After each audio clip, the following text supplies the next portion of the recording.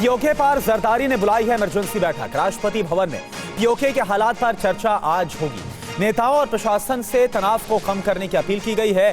देर रात भी मुजफ्फराबाद में गाड़ियों पर जमकर पथराव हुआ।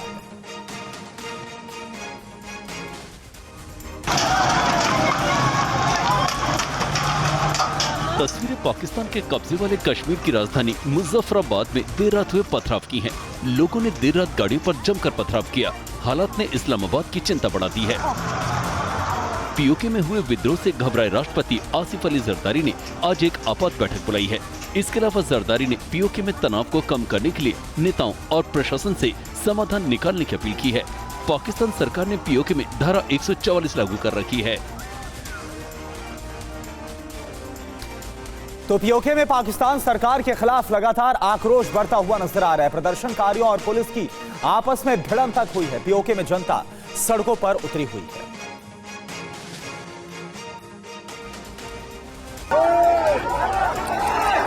पाकिस्तान के कब्जे वाले कश्मीर में विद्रोह देखने को मिला। पीओके से पुलिस और प्रदर्शनकारियों के बीच लड़ाई की तस्वीरें सामने आई हैं, जिसमें दिख रहा है कि प्रदर्शनकारी पुलिस वालों को पहाड़ से धकेल रहे हैं।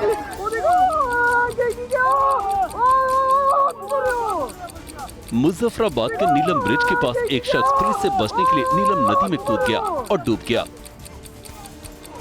पीओके के लोगों के भी पुलिस कर्मियों को दौड़ा दौड़ा कर पीटने की तस्वीरें सामने आई हैं। हड़ताल और हंगामे के दौरान पीओके में हिंसक झड़प हुई है। पुलिस और प्रदर्शनकारियों के एक दूसरे पर फायरिंग में एक पुलिस सब इंस्पेक्टर की मौत की खबर आ रही है। गिरफ्तारी के विरोध में बुलाई गई थी हड़ताल।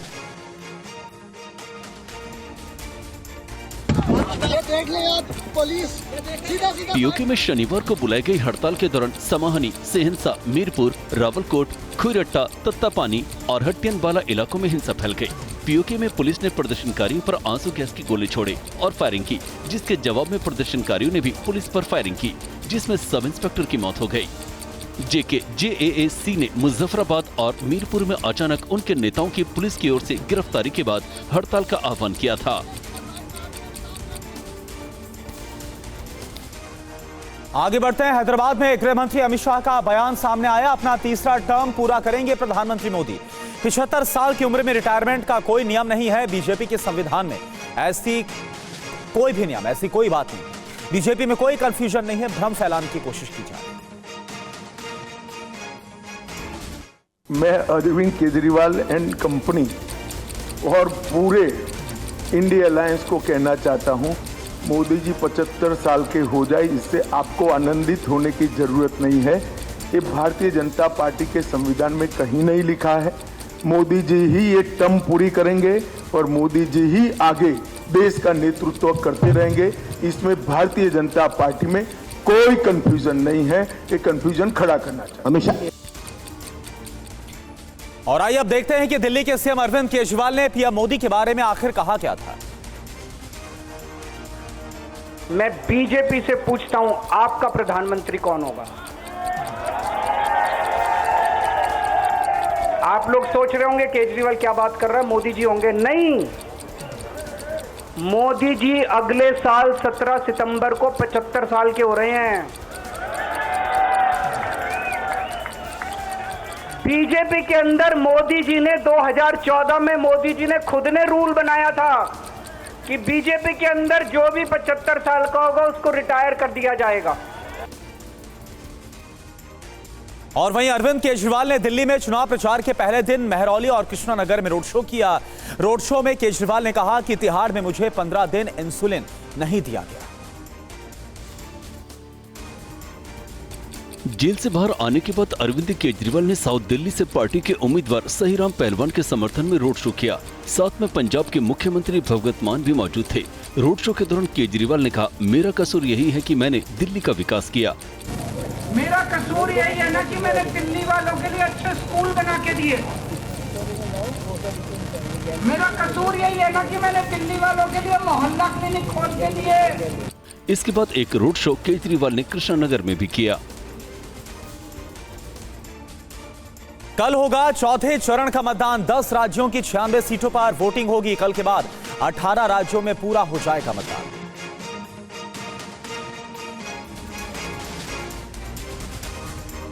चौथे चरण के मतदान के लिए चुनाव प्रचार खत्म हो गया है। इस चरण में आंध्र प्रदेश और तेलंगाना की सभी सीटों पर वोटिंग होगी।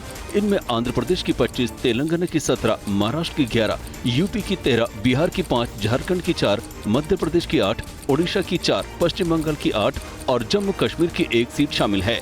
13 मई तक कुल 379 सीटों पर मतदान पूरा हो जाएगा, यानी बाकी 3 चरणों में 164 सीटों पर मतदान करवाया जाएगा। सभी 543 सीटों के चुनाव नतीजे 4 जून को आएंगे। चौथे चरण में कई दिग्गजों की किस्मत दांव पर है। आइए आपको दिखाते हैं रिपोर्ट। हैदराबाद लोकसभा सीट से एआईएमआईएम प्रमुख असदुद्दीन ओवैसी और बीजेपी उम्मीदवार माधवी लता के बीच मुकाबला पूरे देश में सुर्खियां बटोर रहा है। 13 मई को दोनों उम्मीदवारों की किस्मत का फैसला हो जाएगा। इसके अलावा चौथे चरण में कन्नौज लोकसभा सीट पर भी मतदान होगा। इस सीट पर अखिलेश यादव चुनाव लड़ रहे हैं। वहीं बेगूसराय से गिरिराज सिंह, उजियारपुर से नित्यानंद राय, कड़पा से वाईएस शर्मिला, आसनसोल से शत्रुघ्न सिन्हा और बहरामपुर से अधीर रंजन चौधरी की सीट पर भी वोट डाले जाएंगे। पश्चिम बंगाल में पीएम मोदी की आज 4 जनसभा है। बैरकपुर, हुगली, आरामबाग, हावड़ा में जनसभा होगी। बंगाल के बाद शाम के वक्त पटना में रोड शो करेंगे। 4 जून को एनडीए का 400 पार करना पक्का हो चुका है। इतना ही नहीं,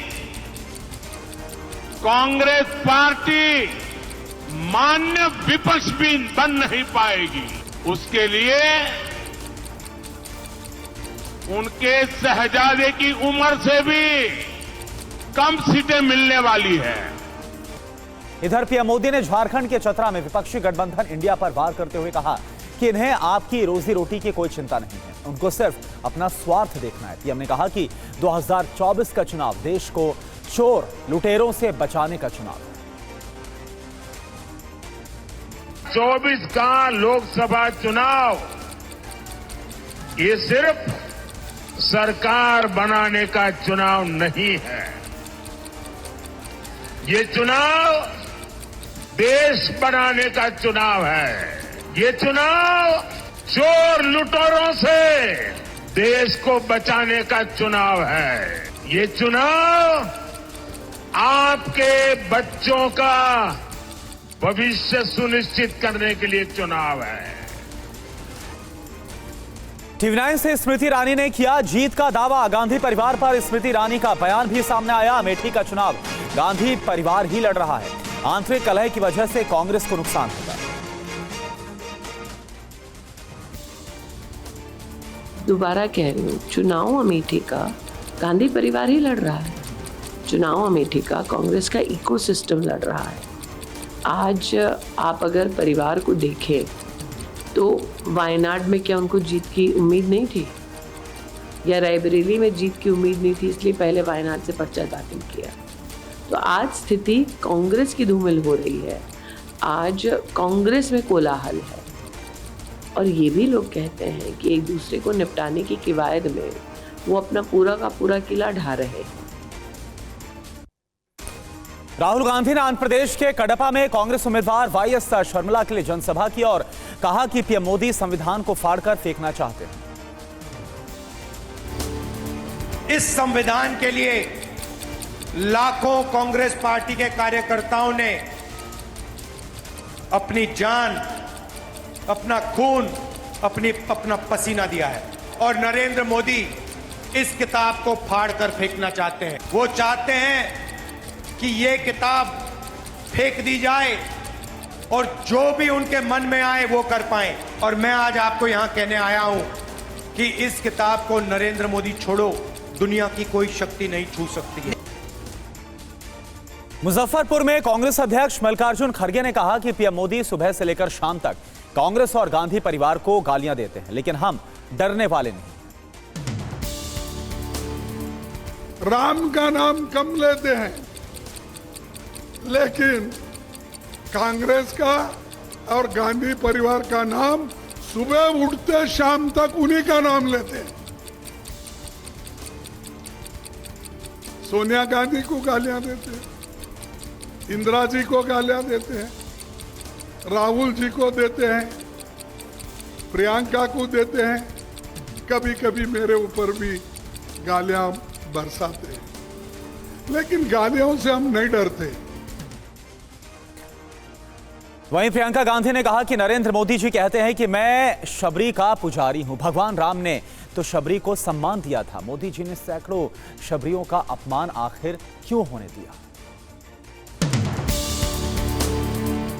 मोदी जी एक लफ्ज नहीं कहते, चुप रहते हैं। कहां भगवान राम और शबरी, और कहां मोदी जी और ये सारी महिलाएं जिनका अत्याचार इनकी आंखों के सामने हुआ, और इनकी सरकार ने अत्याचारियों की मदद की, उनकी रक्षा की।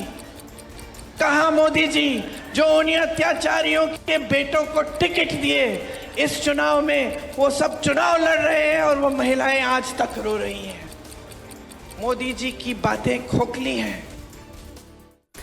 बीजेपी के राष्ट्रीय अध्यक्ष जेपी नड्डा ने कहा कि पीएम मोदी के नेतृत्व में पिछले 10 सालों में देश की राजनीति की परिभाषा बदल गई। इस दौरान उन्होंने विपक्षी गठबंधन इंडिया को भ्रष्टाचारियों का जमावड़ा करार दिया। आंध्र प्रदेश के कुरनूल में बीजेपी अध्यक्ष जेपी नड्डा ने कहा कि इंडी गठबंधन का मकसद देश को भटकाना और भ्रमित करना ही रह गया है। उन्होंने विपक्षी गठबंधन इंडिया को भ्रष्टाचारियों का जमावड़ा करार दिया। ये इंडी अलायंस दो बातों का अलायंस है। एक, भ्रष्टाचारियों का जमावड़ा, all corrupt parties have gathered together, ये सब इकट्ठी हो गई हैं। और दूसरा, ये परिवार को बचाने वाली पार्टियां थी। टीवी 9 से बोले केंद्रीय मंत्री अनुराग ठाकुर, अरविंद केजरीवाल में नैतिकता नहीं है। अनुराग ठाकुर का ये बयान, अनैतिकता के कीर्तिमान बना रहे हैं केजरीवाल। पहले भी उनकी कई भविष्यवाणियां हुई हैं गलत। जिस व्यक्ति की इंटेलिजेंस ही कम है और सबसे बड़ी बात उसकी नैतिकता ही नहीं है, अनैतिकता के नए कीर्तिमान स्थापित किए हैं। जेल में रहकर मुख्यमंत्री का पद नहीं छोड़ा और कहा था मैं भ्रष्टाचार के खिलाफ आंदोलन करूंगा, भ्रष्टाचार के दलदल में घुस गए। दूसरी बात मैं आपसे करता हूं, श्रीमान अरविंद केजरीवाल जी कितनी पहले ऐसी भविष्यवाणी कर चुके हैं, हिमाचल में सरकार बनाएंगे, उत्तराखंड में बनाएंगे, यूपी में बनाएंगे, तीनों जगह जमानतें जब्त हो गई इनकी सबकी। वहीं असम के मुख्यमंत्री हिमंता बिस्वा शर्मा ने कहा कि अगर पीओके लेना है तो मोदी सरकार को 400 सीटें चाहिए। गिरिराज सिंह के लिए प्रचार करने बेगूसराय पहुंचे असम के मुख्यमंत्री हिमंता बिस्वा शर्मा ने एक बार फिर पीओके के मुद्दे को हवा देने की कोशिश की। 400 सीट हमें क्यों चाहिए? पाक ऑक्युपाइड कश्मीर भारत में आ जाना चाहिए कि नहीं चाहिए? बताइए, होना चाहिए कि नहीं चाहिए? ये हमारा जो कश्मीर पाकिस्तान में है वो भी भारत में किसी को नहीं किसी को लाना है कि नहीं? लाना है कि नहीं? असम के मुख्यमंत्री हिमंता बिस्वा शर्मा के बयान पर बिहार के पूर्व उप मुख्यमंत्री और आरजेडी नेता तेजस्वी यादव ने क्या कहा, यह भी आप देखिए। बिहार में आरजेडी नेता तेजस्वी यादव ने असम के मुख्यमंत्री के पीओके वाले बयान का जवाब दिया और कहा कि बीजेपी नेता बेकार की बात करते हैं। बेकार की बात है ना, क्या पाकिस्तान से क्या लेना देना हम लोग को? मुख्यमंत्री देश की जनता के हालात क्या है इस पे बात होनी चाहिए, मुद्दे पे बात होनी चाहिए। ये पाकिस्तान, इस्लाम, मंदिर, मस्जिद, भाजपा वाले लोग कुछ और नहीं सीखा है क्या? उत्तर प्रदेश में वाराणसी के दशाश्वमेध घाट पर ड्रोन शो का आयोजन किया गया। इस दौरान केंद्रीय गृह मंत्री अमित शाह और सीएम योगी आदित्यनाथ मौजूद रहे।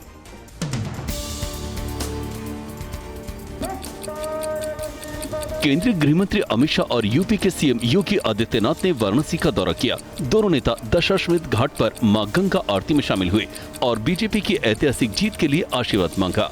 इस दौरान घाट पर काशी की विकास यात्रा पर आधारित ड्रोन शो आयोजित किया गया। ड्रोन शो में राम मंदिर सहित कई झलकियों के साथ बीजेपी पार्टी का चुनाव निशान कमल का फूल भी दिखाया गया।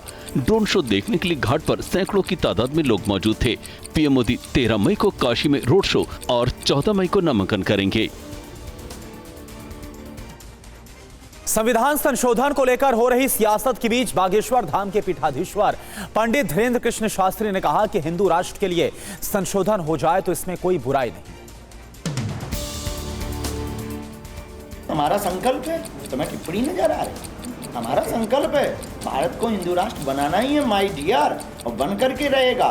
जिस दिन राजस्थान के वीरों ने चाह लिया, जिस दिन राजस्थान के वीर जाग गए, जिस दिन हमारे राजस्थान का युवा जाग गया, ये वीरों की भूमि है, यहाँ का तो घोड़ा चेतक भी महान होता है। जिस दिन यहाँ के लोग जाग जाएंगे उसी दिन भारत दिलों में हिंदू राष्ट्र घोषित होगा। 125 बार से ज्यादा संविधान में संशोधन हुआ है, और हिंदू राष्ट्र के लिए अगर एक बार और संशोधन होता है तो कौन सी बुराई है। आम आदमी पार्टी के विधायक अमानतुल्लाह खान और उनके बेटे की मुश्किलें बढ़ गई है। पेट्रोल पंप पर मारपीट के मामले में नोएडा पुलिस ने एक्शन लेते हुए उनके खिलाफ नोटिस जारी किया है। नोएडा में पेट्रोल पंप पर मारपीट के मामले में यूपी पुलिस ने आम आदमी पार्टी विधायक अमानतुल्लाह खान के खिलाफ नोटिस जारी किया है। नोटिस तामील कराने के लिए यूपी पुलिस की एक टीम उनके घर दिल्ली गई। बीते दिनों सोशल मीडिया पर विधायक और उनके बेटे का एक वीडियो वायरल हुआ था, जिसमें उन्हें पेट्रोल पंप पर गुंडाई करते हुए देखा गया था। इसी मामले में नोएडा पुलिस ने अमानतुल्लाह खान और उसके बेटे सहित दूसरे लोगों के खिलाफ नोएडा फेस 1 थाने में केस दर्ज किया है। अमानतुल्लाह खान पर पेट्रोल पंप के मैनेजर को धमकाने का भी आरोप है। झारखंड के पूर्व सीएम हेमंत सोरेन की याचिका पर सुप्रीम कोर्ट में सुनवाई होगी। याचिका में गिरफ्तारी को चुनौती दी गई है। झारखंड हाईकोर्ट ने 3 मई को हेमंत सोरेन की याचिका को खारिज कर दिया था। याचिका में ईडी की गिरफ्तारी को चुनौती दी गई थी। हाईकोर्ट के फैसले के खिलाफ सोरेन ने सुप्रीम कोर्ट में अपील की है। झारखंड में ईडी ने शनिवार को जमीन घोटाले से जुड़े मनी लॉन्ड्रिंग मामले में 3 और लोगों को गिरफ्तार किया गया है। अब तक इस मामले में ईडी 25 लोगों को गिरफ्तार कर चुकी है। 31 जनवरी को ईडी ने सोरेन को जमीन घोटाले से जुड़े मनी लॉन्ड्रिंग मामले में गिरफ्तार किया था। राजस्थान में तापमान 40 डिग्री से भी ऊपर दर्ज किया जा रहा है। भीषण गर्मी में जयपुर ग्रेटर नगर निगम ने राहगीरों को राहत देने के लिए एक अनूठी पहल की है। राजस्थान में भीषण गर्मी से निजात दिलाने के लिए जयपुर की मेयर सौम्या गुर्जर ने अनूठा प्रयोग किया है। लोगों को चिलचिलाती धूप से बचाने के लिए ट्रैफिक सिग्नल पर ग्रीन नेट की व्यवस्था की है। दोपहरी के समय तो मानो आसमान से आग ही बरस रही हो। ऐसे टेम्परेचर के अंदर जब ट्रैफिक सिग्नल पर दुपहिया वाहनों को 1 से 2 मिनट तक रुकना होता है तो वो बहुत मुश्किल भरा समय होता है। इन सबको ध्यान में रखते हुए रामबाग सर्किल के ऊपर ग्रीन कॉरिडोर बनाया गया है, ग्रीन नेट ऊपर लगाई गई है, जिससे आने वाले राहगीर हैं उनके लिए आसानी रहे। कर्नाटक के हुबली शहर में तूफान के साथ भारी बारिश हुई और इसके चलते कई इलाकों में पेड़ गिर गए और जल भराव भी हुआ है। तस्वीरें कर्नाटक के हुबली धारवाड़ की हैं। हुबली शहर में तूफान के साथ भारी तेज बारिश हुई, जिसके बाद शहर की कई सड़कों पर पेड़ गिरे नजर आए और जल भराव दिखा। पेड़ गिरने की वजह से कई रास्तों पर आवाजाही बाधित रही। जल भराव की वजह से कई रास्तों पर पानी में सामान बहता दिखा। बारिश के चलते कई जगहों पर लोगों को परेशानी का सामना करना पड़ा। मौसम विभाग ने अगले कुछ दिन इलाके में बारिश के लिए अलर्ट जारी किया है। स्वीडन के मेलबो में फिलिस्तीन के समर्थकों ने संगीत के एक इवेंट का विरोध किया। दरअसल इस इवेंट में इजरायल भी शामिल था।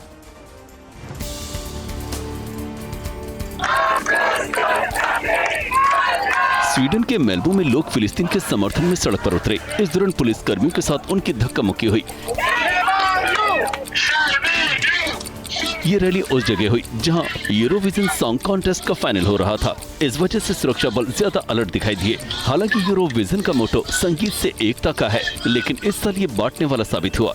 इजरायल के इस इवेंट में शामिल होने की वजह से बड़ी संख्या में फिलिस्तीन समर्थकों ने इसका विरोध किया। इजरायल के पीएम नेतन्याहू का घरेलू मोर्चे पर विरोध तेज हो गया है। बंधकों को लेकर इजरायल के लोग नेतन्याहू का इस्तीफा मांग रहे हैं। ये नजारा इजरायल के तेल अवीव का है। पीएम नेतन्याहू के खिलाफ प्रदर्शन कर रहे लोगों पर पुलिस वाटर कैनन चला रही है। प्रदर्शनकारियों ने पीएम नेतन्याहू के इस्तीफे की मांग की और हमास के कब्जे से बंधकों को तुरंत छुड़ाए जाने की अपील की। इस दौरान भारी पुलिस व्यवस्था दिखाई दी। हाल ही में कतर और मिस्र के सीज फायर प्रस्ताव पर हमास ने सहमति जताई थी, लेकिन इजरायल ने डील की शर्तों को मानने से इनकार कर दिया था, जिसके चलते बंधकों को छोड़ने की प्रक्रिया फिर अधर में लटक गई है।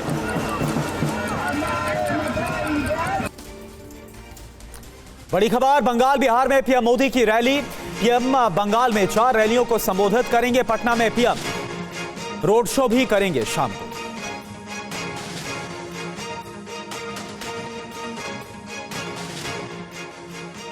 बड़ी खबर, आज अमेठी में सीएम योगी का चुनावी प्रचार। सीएम योगी गौरीगंज में रैली को संबोधित करेंगे।